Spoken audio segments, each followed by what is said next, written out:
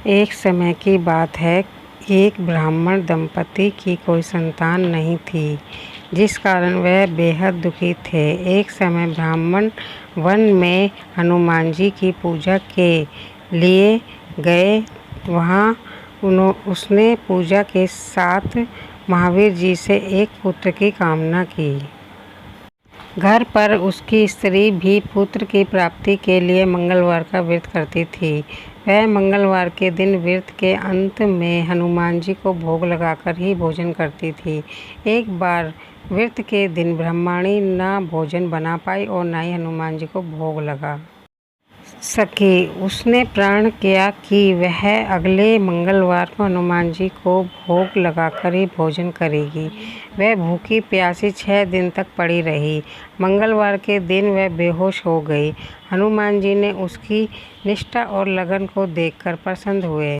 उन्होंने आशीर्वाद स्वरूप ब्राह्मणी को एक पुत्र दिया और कहा कि यह तुम्हारी बहुत सेवा करेगा। बालक को पाकर ब्राह्मणी अति प्रसन्न हुई। उसने बालक का नाम मंगल रखा। कुछ समय उपरांत जब ब्राह्मण घर आया तो बालक को देख पूछा कि वह कौन है। पत्नी बोली कि मंगलवार के व्रत से प्रसन्न होकर हनुमान जी ने उसे यह बालक दिया है। ब्राह्मण को अपनी पत्नी की बात पर विश्वास नहीं हुआ।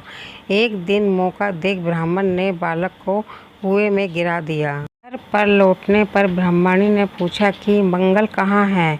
तभी पीछे से मंगल मुस्कुरा कर आ गया।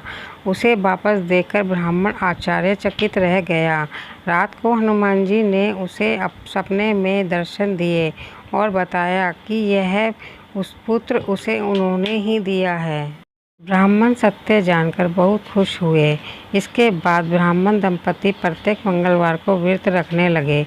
जो मनुष्य मंगलवार का व्रत करता है, कथा पढ़ता है और सुनाता है और नियम से व्रत रखता है, उसे हनुमान जी की कृपा से सब कष्ट दूर होकर सर्व सुख प्राप्त होता है और हनुमान जी की दया के पात्र बनते हैं।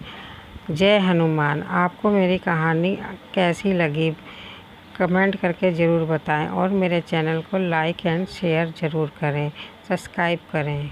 धन्यवाद।